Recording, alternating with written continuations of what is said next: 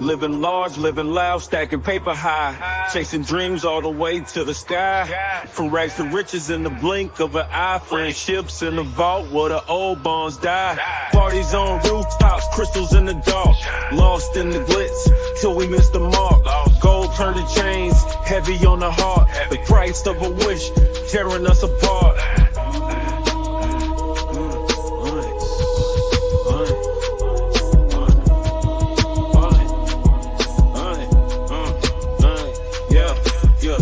Crew, we just hit the jackpot, stacks money tall, and now we on the top of the map. But grease slid in like a police trap. Trucks broke down, can't avoid that cap. Friends turn foes, plot a twist, no script. Lies and blood, bills ain't clean, they drip. Versace steering wheel, now we in for a trip.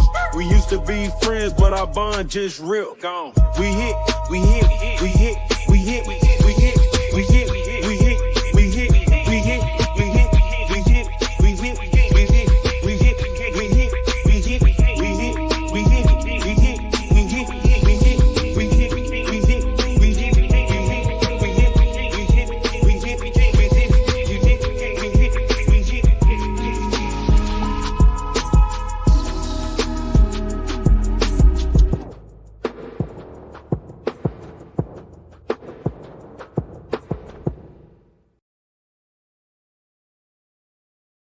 Chapter 21, Bloody Reactions. Chaos erupted as Kim's body crumpled beside the podium, blood staining the suit of her husband, Emmanuel, as he kneed in shock, his voice breaking as he called her name. What had been a moment of celebration of Emmanuel becoming the new mayor was shattered by the gunfire that rang through the air. From his vantage point near the service corridor, Ladarius watches Kim collapse, knowing he has moments before the area locks down. He immediately moves into action, unslinging his custom sniper rifle, a sleek black one-of-a-kind weapon designed for stealth and mobility. As Ladarius begins breaking down the weapon, he hears shouting from the stage area. The police chief, sharp-eyed and quick to act, spots the general direction of the shot and starts toward the service area with determined speed. Alex and Olivia stood frozen in shock, their minds racing to process what they had just witnessed. Olivia's grip on Alex's arm snapped them both back to reality. "We have to go," Alex breathed, his voice tight with fear. They pushed through the frantic crowd, dodging people as they fought to get out. Alex pulled out his phone, his hand shaking as he tried to find a signal, but the packed building left them disconnected. Olivia, her voice urgent, pulled him toward the exit. "Outside, we need to get outside." The pair finally broke free into the night air, escaping the turmoil inside. They hurried into an alleyway nearby, hearts pounding, crouching behind a dumpster as Alex tried again to call for a ride. "I can't believe it. Kim's dead. They shot her," Alex murmured, still in shock. Olivia, eyes wide with panic, nodded. "We're not safe here. We need to get out. Now." Meanwhile, inside the building, Chris and Michelle slipped into a darkened hallway, their breath shallow as they ducked into a side room to hide. "In here, quick," Chris whispered, pulling Michelle into the shadows. The footsteps and shouts echoed through the corridor, but in the room's darkness, they both pressed their backs to the wall, listening, waiting. "What the fuck?" Michelle whispered, her voice trembling. "They shot her. Kim's dead." Chris clenched his jaw, his mind racing. "Yeah, I saw the same shit, Michelle," he said briefly. They could hear voices drawing closer, and Chris motioned for Michelle to stay quiet. "We'll move once the coast is clear," Michelle nodded, trying to hold back her panic as they waited in the dark, hidden from the chaos outside. Elsewhere in the frenzy, Ashley and Jason were separated in the crowd. One moment, Jason grabbed her hand, trying to pull her towards safety, but the surge of panicked bodies pushed them apart. "Ashley!" Jason shouted, spinning frantically to find her, but she had been swept away by the wave of people rushing for the exits. On the other side of the room, Ashley frantically searched for him, her heart pounding as she glanced over her shoulder, watching security rush toward the stage. Fear gripped her, but instinct told her to move. She ducked into a side hallway, trying to find a way out. "I'll find him later. I need to get out of here first," she muttered, her mind racing. Back at the podium, Emmanuel remained kneeling beside Kim's body, his expression a mix of shock, grief, and rage. His hands, soaked in her blood, trembled as he closed her lifeless eyes. "Kim, I'm so sorry," he whispered, his voice barely audible amidst the chaos around him. His face hardened, grief morphing into cold determination. Slowly rising to his feet, he looked out at the madness that had consumed what was supposed to be his moment of triumph. "They'll pay for this," Emmanuel thought darkly. "Whoever did this, They're all fucking dead. After Ladarius sees a staff member's jacket, he quickly grabs it and slips it on, tucking his bag beneath the fabric. Grabbing a tray, he blends seamlessly into the crowd of staff trying to escape, but just as he moves toward the back exit, he hears a familiar voice. "Everyone stop! Nobody leaves until I clear this area," the chief commands, from the kitchen's main entrance, his presence freezing the room. Ladarius keeps his cool, stepping into a row of workers near the back and positioning himself to avoid the chief's direct line of sight. As the chief methodically works through the room, scanning faces and asking frantic staff members for identification, Ladarius spots his chance, a stack of pots and pans nearby. With calculated precision, he subtly nudges the stack with his tray, clattering the cookware to the floor with a loud crash. The chief immediately turns toward the noise, gun drawn. As the room erupts in fresh panic, Ladarius slips through the back delivery entrance unnoticed, his pulse steady but his mind racing. Outside, Ladarius quickly assesses his next move. He notices a dark alley flanked by delivery trucks and ducks into the shadows. From the safety of his hiding spot, he glances back just in time to see the chief emerging from the back door, scanning the area. Ladarius shifts slightly, holding his breath as the chief's gaze sweeps dangerously close to his position. The chief hesitates, muttering into his radio before moving toward a side parking lot, giving Ladarius the needed opening. He slips further into the alley, merges into a stream of pedestrians exiting a nearby side gate, and disappears into the night. As Trey moves swiftly toward Emmanuel, pulling him off the blood-stained podium, he glanced around the chaotic room, eyes sharp and alert. Emmanuel, still in shock, allowed Trey to guide him, his mind clouded with grief and rage. Without a word, Trey led him toward the back, maneuvering through the frantic crowd with military precision. The hallway was dimly lit, offering a brief escape from the pandemonium, but they weren't alone. Hidden in the corridor's shadows, Ashley tried to steady her breath. Her eyes widened as she saw Trey and Emmanuel approaching, her heart pounding. Trey's sharp gaze swept over her, and he paused for a split second. "If you want to be safe, come with us," he said, his voice low but commanding. Ashley didn't hesitate. She slipped from the shadows and stepped with them. She could feel the tension in the air, the moment's weight, but followed without question. Trey kept a firm hand on Emmanuel's shoulder as they hurried toward the exit. As they reached the black SUV waiting for them, Trey turned to Ashley, grabbing her hand to pull her closer. "Stay close," he muttered. His grip was firm, protective. Emmanuel barely registered her presence, his mind elsewhere, lost in the devastation of what had just happened.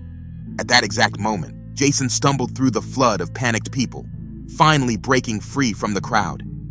His chest heaved as he spotted Alex and Olivia across the parking lot. Their ride had just pulled up, the headlights cutting through their confusion. "Wait!" Jason called out, running toward them. Still shaken, Alex and Olivia turned at the sound of his voice, and Jason managed to catch up just as they got in the car. He jumped into the back seat, his mind racing from the chaos inside. As the car pulled away from the building, the weight of what they had just witnessed settled over them silently. But as they neared the parking lot's exit, Jason's eyes locked onto something that made his stomach drop. Emmanuel's black SUV sat nearby, and in the dim light he saw Trey helping Emmanuel into the vehicle. But what caught his eye and ignited a spark of anger deep inside him was Trey holding Ashley's hand as he guided her into the car. Jason's jaw clenched, his fists tightening. He couldn't tear his eyes away from the sight, jealousy, and suspicion flooding his mind as they drove past. What the hell was Trey doing with Ashley, and why was he holding her hand?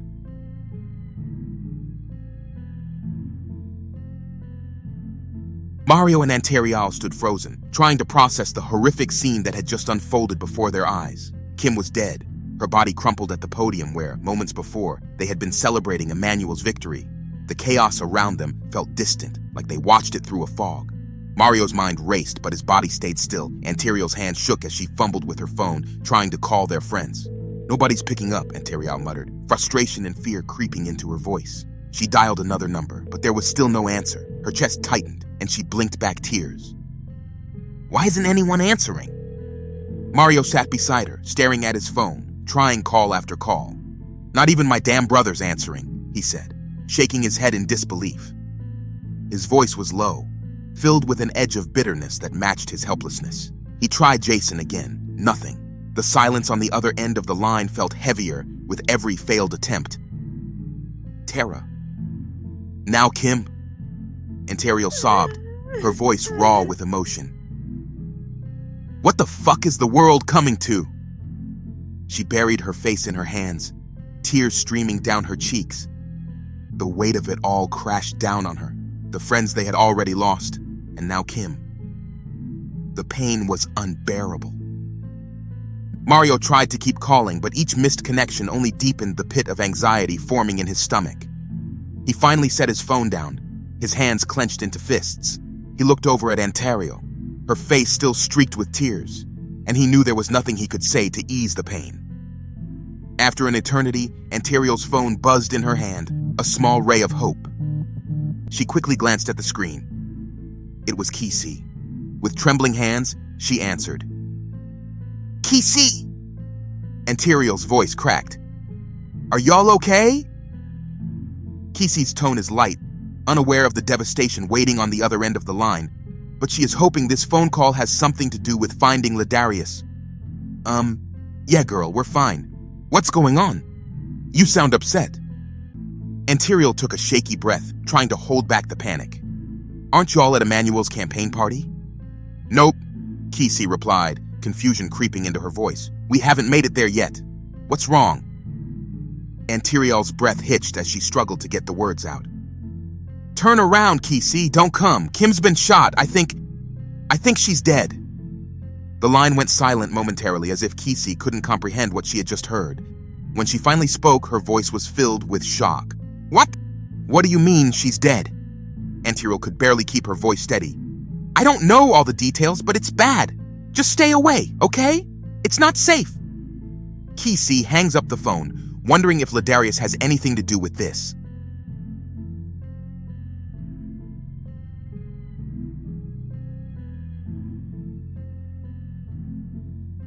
As the chaos inside the building began to calm down, Chris and Michelle finally decided to make their way toward the parking lot.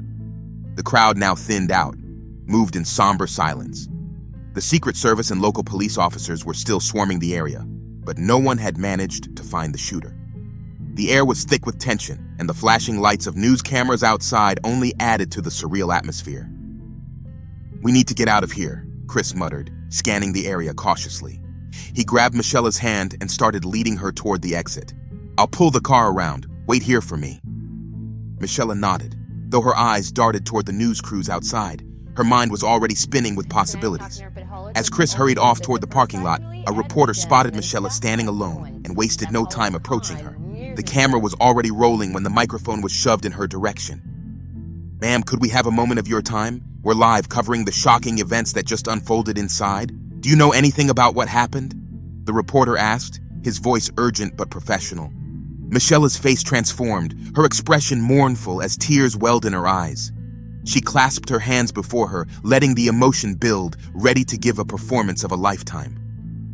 Kim, she began, her voice breaking as she fought back tears. Kim was like a best friend to me. She was such a good person, always giving back to the community. Why would someone do this to her, to such good people? The reporter nodded, soaking up every word. So you were close with her? Michelle dabbed at her eyes with a tissue, sniffling dramatically. Yes, we were very close. It's just so hard to understand how something like this could happen. She was up there, celebrating her husband's big moment, and now she's gone. It doesn't make sense. Why would someone want to hurt her? The camera zoomed in on her tear-streaked face as she continued, her voice trembling. Kim was a beacon of light. She cared about this city. She cared about people. Whoever did this, they must be caught and brought to justice. Her emotional display had the desired effect. The news crew leaned in, captivated by her performance. As Michelle wiped away another tear, she glanced around, ensuring the cameras captured every angle of her sorrow. Just as she finished, Chris pulled up with the car. He honked the horn lightly, signaling for her to hurry. Michelle gave the reporter a solemn look before rushing to the vehicle, her performance complete. She slid into the passenger seat, her tears drying up as Chris sped away from the scene. What the hell were you doing? Chris said, glancing at her. Michelle gave a sly smile, looking out the window, while muttering under her breath, I did exactly what needed to be done.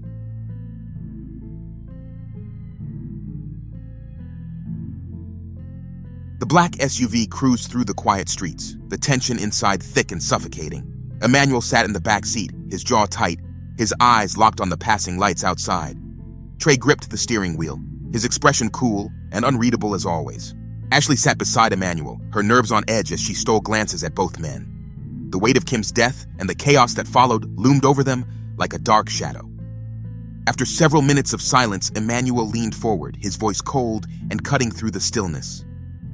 "Trey, I don't care what it takes. I want the shooter dead. You hear me? They don't get to breathe another day." Trey didn't react immediately, his face as calm and steady as ever. His silence only added to Ashley's growing suspicion. She couldn't shake the nagging thought that Trey might know more than he let on. Her eyes lingered on him, searching for any sign of guilt, but his stoic demeanor betrayed nothing. Her stomach twisted. Finally, Ashley broke the silence, her voice cautious but direct. "Who the fuck are you guys beefing with? I mean, shit like this doesn't just happen." Before anyone could respond, Ashley's phone buzzed loudly in her lap. She glanced down at the screen, seeing Jason's name flashing. She hesitated momentarily, her thumb hovering over the answer button. Then she decided to flip the phone face down, ignoring the call. Emmanuel shot her a brief look, his irritation simmering just beneath the surface.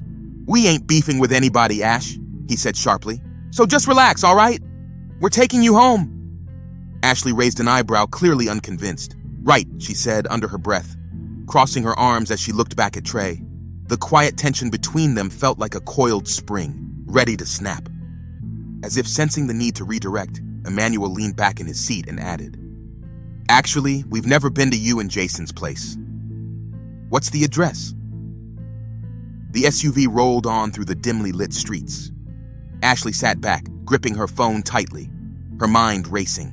Ignoring Jason's call had been a gamble, but something about the situation told her it wasn't the time to bring him into this. Yet the uneasy feeling growing in her chest was impossible to ignore. Then she slid her phone onto her lap and quickly typed a text message. "I'm fine. I'll meet you at the house." The SUV rolled to a stop in front of a huge, well-kept house. Emmanuel stayed in the car, leaning back with his arms crossed, while Trey stepped out, his polished boots crunching against the smooth driveway. He opened the door for Ashley, gesturing for her to step out. Ashley hesitated for a moment before climbing out. Trey stepped beside her, his presence unnervingly close, as he walked her toward the front door.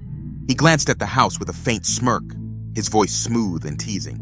"So this is where you stay, huh? I was going to find out eventually," Trey said, his tone casual, but laced with something that made Ashley's skin crawl. She stopped abruptly, spinning to face him, her eyes blazing with anger. "Trey, don't you bring your ass over here ever! I mean that shit!" Her voice was sharp, unwavering, each word laced with venom. Trey's smirk widened into a laugh, his shoulders shaking as he chuckled. All right, I hear you, Ash," he said, clearly amused. Ashley didn't wait for another word. She turned on her heel, yanked open the door, and slammed it shut behind her with a force that echoed through the quiet night. Outside, Trey turned and walked leisurely back to the SUV, still chuckling as he slid back inside. Emmanuel glanced at him. What the fuck was that about?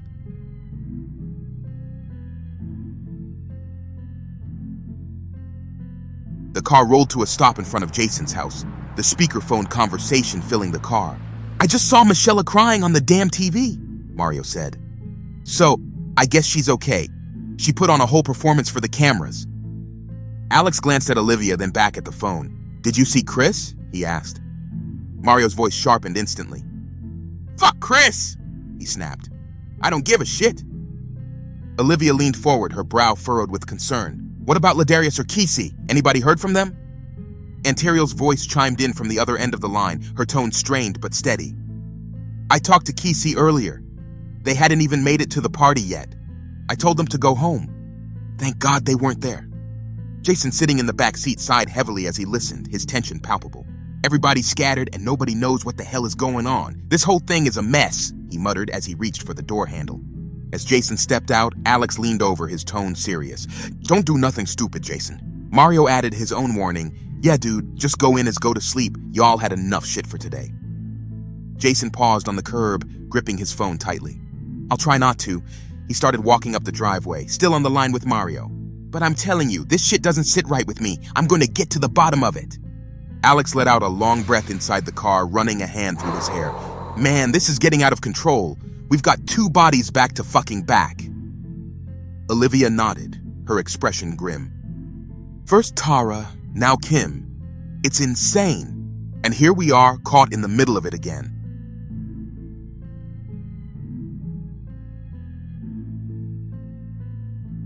Kesey pulled into her driveway, gripping the steering wheel tightly, her heart racing with fear and anger. Ladarius's phone sat on the passenger seat, mocking her with its silence. She grabbed it, stormed into the house, and locked the door behind her. The house was quiet, and her unease grew with every step. As she climbed the stairs to the master bedroom, her senses heightened. Something felt off. Her hand instinctively moved to the grip of her gun. When she reached the bedroom door, it was slightly ajar. Taking a deep breath, she pushed it open, her gun drawn. Her breath caught when she saw him, Ladarius, sitting in the corner of the room, calm as ever. A glass of expensive whiskey rested in his hand as he swirled it lazily, taking a slow sip. "Where the fuck have you been?" Kesey shouted, her voice shaking with a mix of relief and rage. "I've been looking for you all day. You left your damn phone and just disappeared like that. What the fuck? I thought you—" She stopped herself, her words cutting off as her emotions threatened to overwhelm her. Ladarius leaned back in the chair, his expression unreadable. He placed the glass on a nearby table and locked eyes with her, his voice steady and grave. "We need to talk."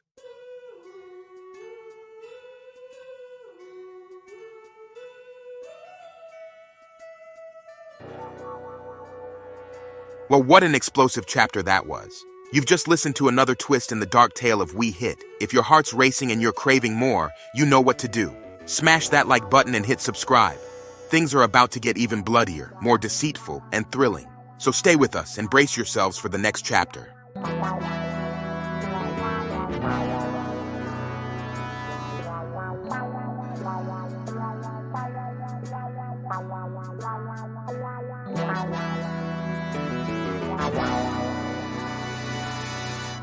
Wow.